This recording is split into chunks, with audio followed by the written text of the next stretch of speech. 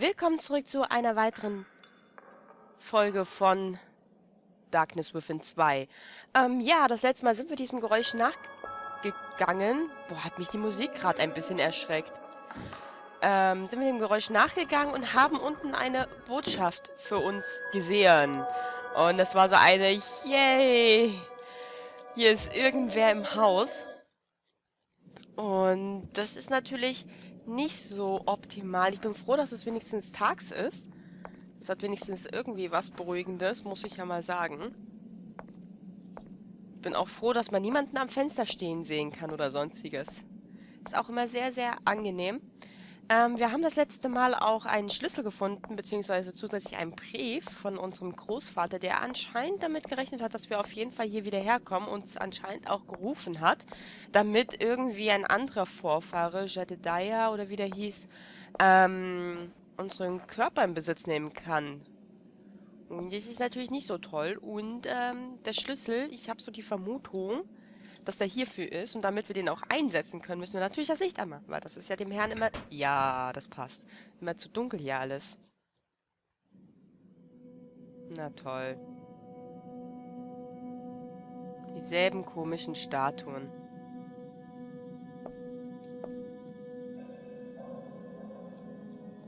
Will ich aber noch nicht rein. Mich hier erstmal ein bisschen umsehen. Was haben wir hier? Ich kann diesen Namen nicht lesen, ich auch nicht. Der Name ist Samuel Lorate. Es ist unmöglich zu entziffern. Warte mal. Achso, okay. Ezra W. Lorate. Hier ist niemand. Oh, boah, überall diese Statuen, die sind echt schlimm.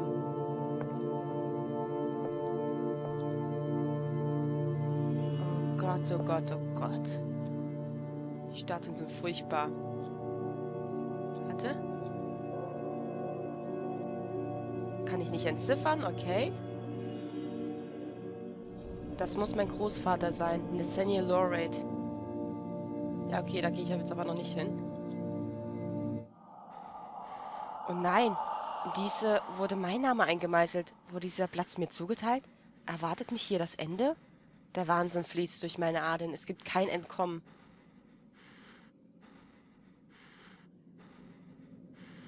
Beruhig dich wieder. Warte mal, ich muss mich kurz umdrehen.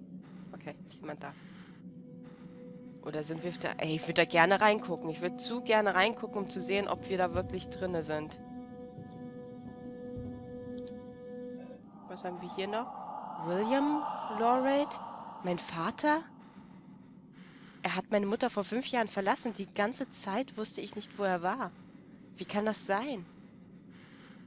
Oh mein Gott, kriegst du auch mal keine Anfälle, wenn du irgendeinen Namen siehst?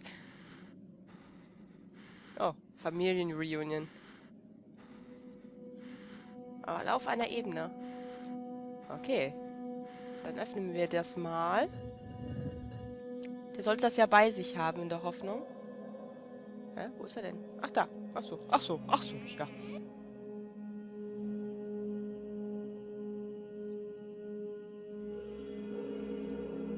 Das muss mein Großvater sein.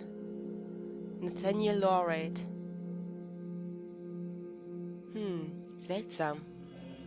Ich sehe das Objekt nicht, das mein Großvater bei seiner Beerdigung angeblich in den Händen hielt. Wo kann es sein? Oder wurde es gestohlen? Ah, ja. Diese beiden Männer haben erwähnt, dass sie irgendwelches Zeug aus einem Grab gestohlen hätten. Meinten sie vielleicht dieses Grab? Ich sollte diese Männer finden. Willst du diese Männer wirklich finden? Dann können wir das bestimmt auch kombinieren, oder? Ich habe bis jetzt noch gar nichts kombinieren können. Objekt verschwunden.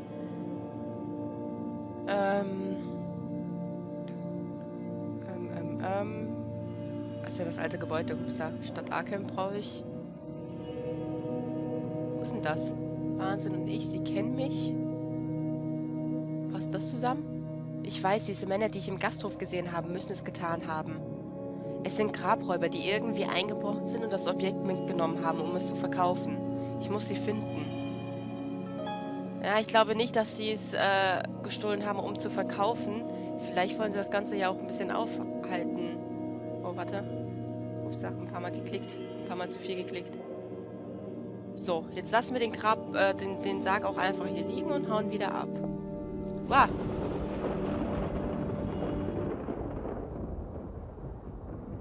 Ich glaube, ein Sturm ist aufgezogen.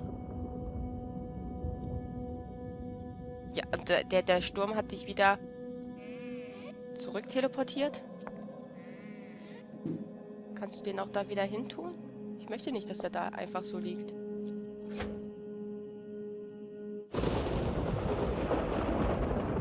Wie plötzlich dieser Sturm aufgezogen ist.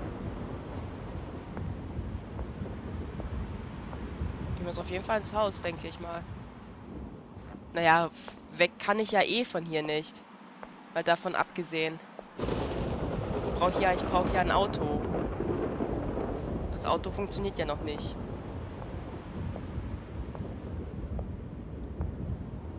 Ich habe jetzt durch den Sturm gar nicht mehr weitergeguckt, ob hier eine Tür zu öffnen ist. Naja, ist nicht so dramatisch. Werden wir schon noch die Gelegenheit dazu haben.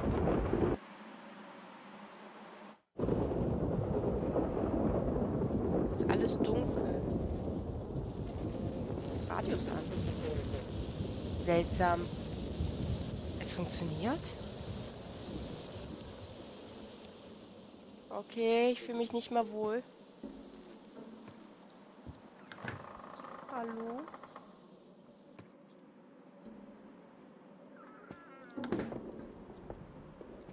Hallo? Ich fühle mich gar nicht mehr wohl.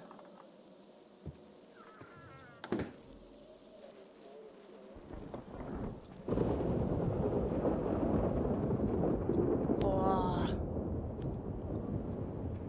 Oh, ich weiß gerade nicht, was ich machen soll, außer dass ich total angespannt bin und Panik habe gerade. Mach es aus. Bitte. Soll ich mich einfach hinlegen?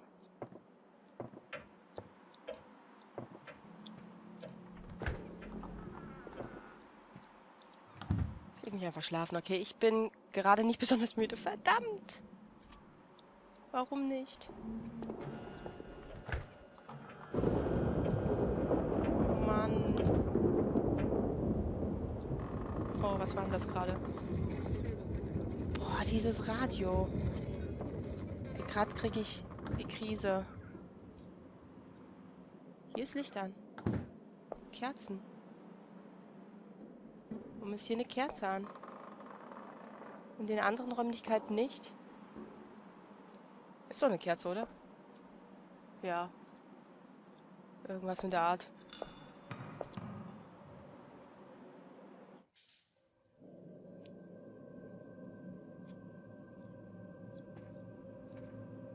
Oh, wie das hier wieder so dunkel ist. Ich muss mal zum Generator. Warum läuft der Generator nicht? Mano. Verdammt.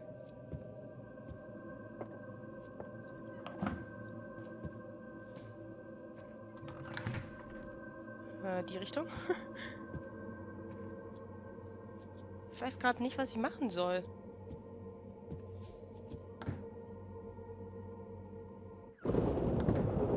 Irgendwas muss ich anscheinend machen, wenn ich mich nicht besonders müde fühle.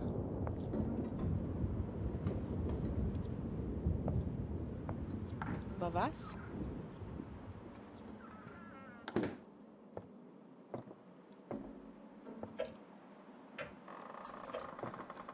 Ich würde ja in den einen Raum gehen, wo diese komischen Puppen sind, aber keine.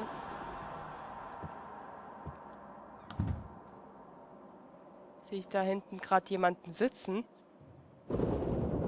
Fuck, da sitzt wirklich jemand. Okay.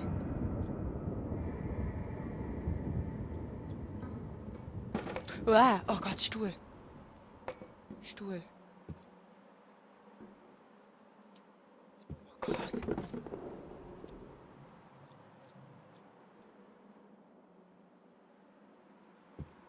Okay. Dass er auch nichts dazu sagt, ne? Ich kann mich nicht bewegen. Ich höre Geräusche, sie kommen aus dem Inneren der Wände. Es ist, als ob Ratten darin wären. Sie scheinen sich da unten irgendwo zu bewegen. Ich sollte versuchen, ihnen zu folgen.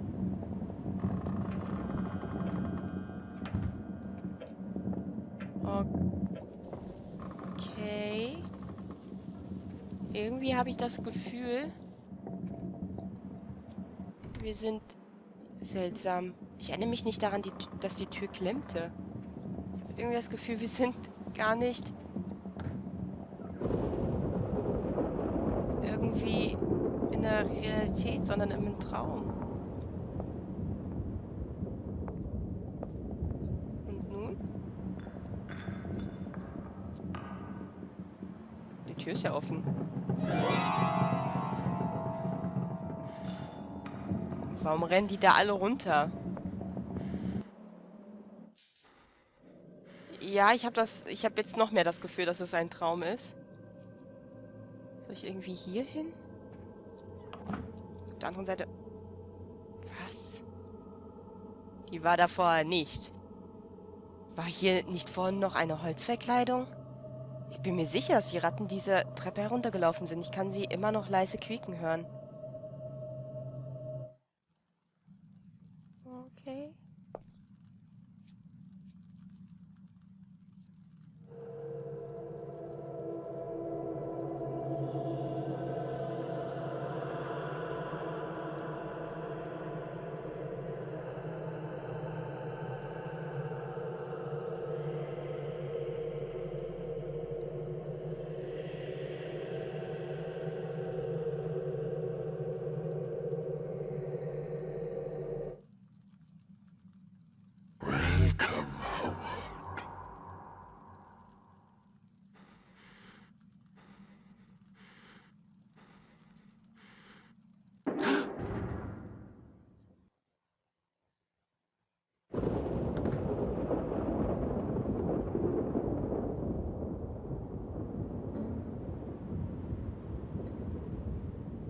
War das ein Albtraum? Ich habe diese Kreaturen wahrhaft gehört. Sie sind durch die Wände gerannt, in den unteren Teil des Hauses. Ich bin mir sicher, dass sie mich hinunterlocken wollen, um mir etwas zu zeigen. Sie wollen mir den Weg zu irgendeinem dunklen Geheimnis dieses Hauses weisen. Wie dem auch sei, ich glaube, ich habe ein Geräusch aus dem Haus gehört. Ich sollte wohl besser hingehen und es untersuchen. Okay, das war definitiv der bisher krasseste Traum. Und was ich so faszinierend finde, das Licht an und das erhellt überhaupt nicht mal ansatzweise den Raum. Und auch der Traum mit dem besten Übergang. Also man hat überhaupt nicht gemerkt anfangs, dass es überhaupt ein Traum ist.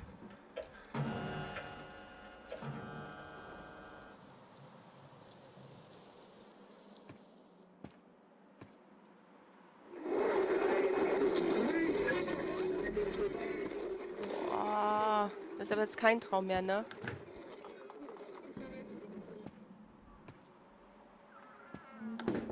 Hier ist auch nichts. Alles in Ordnung.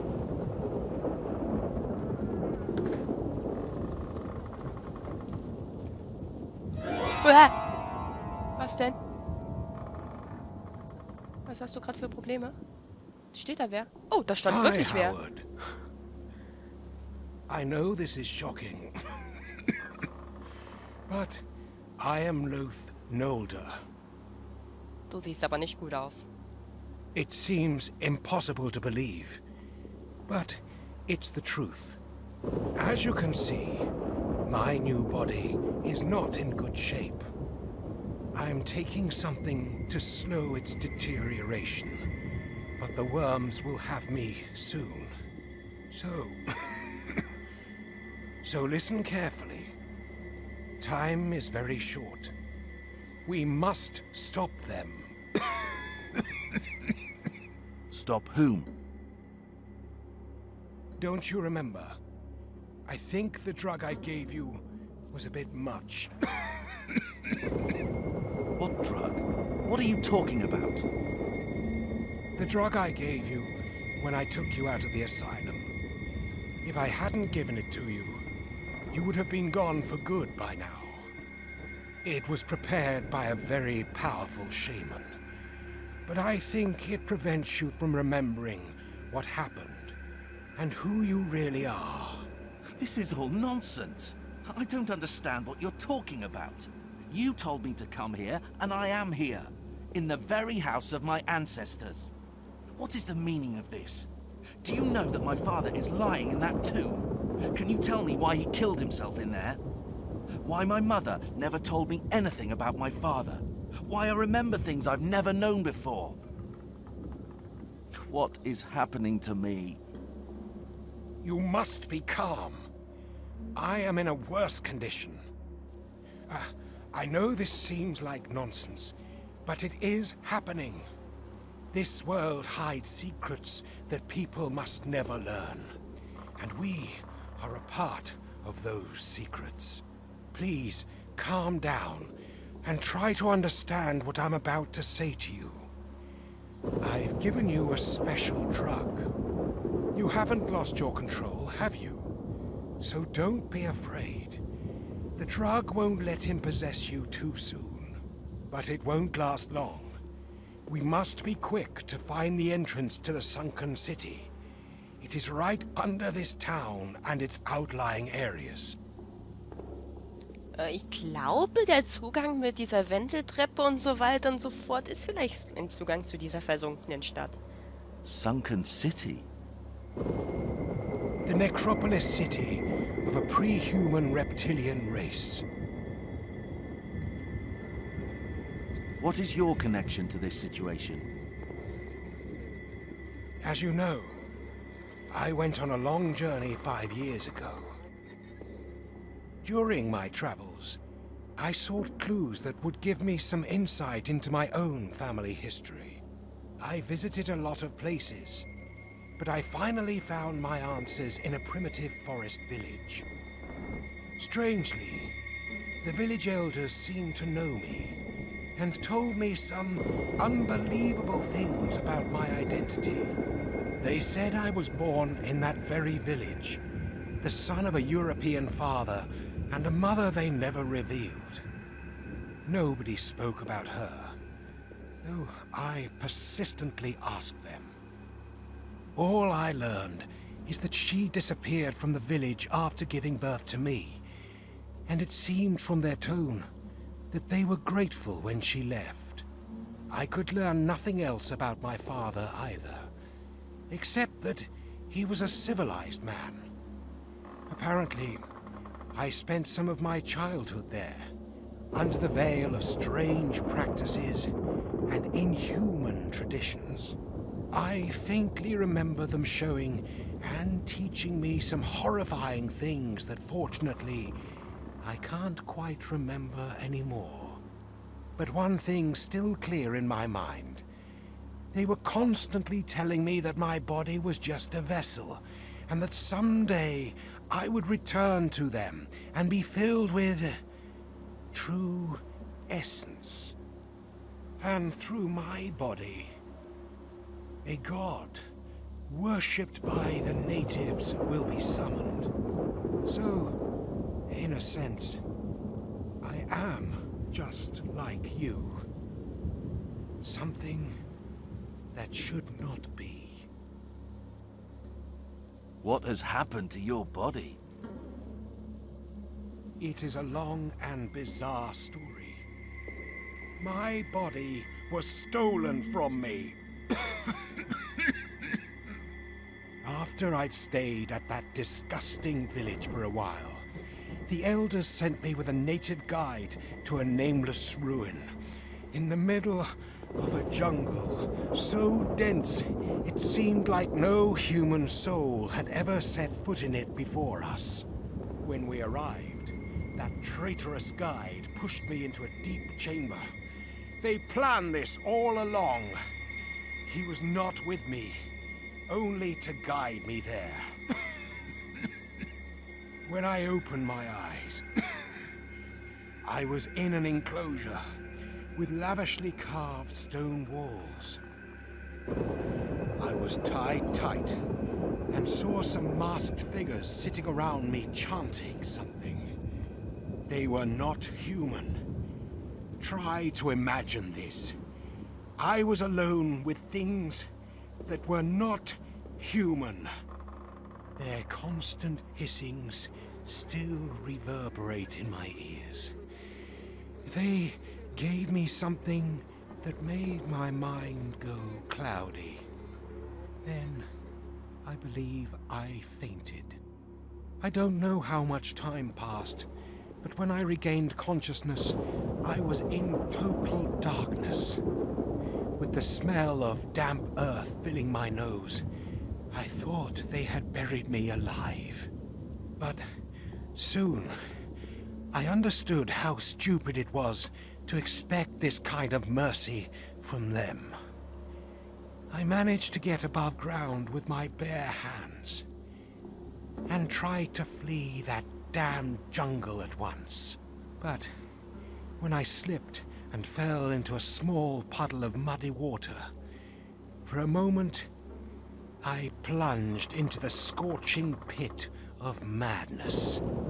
The reflection in the water showed that I now inhabited the body that once belonged to my guide.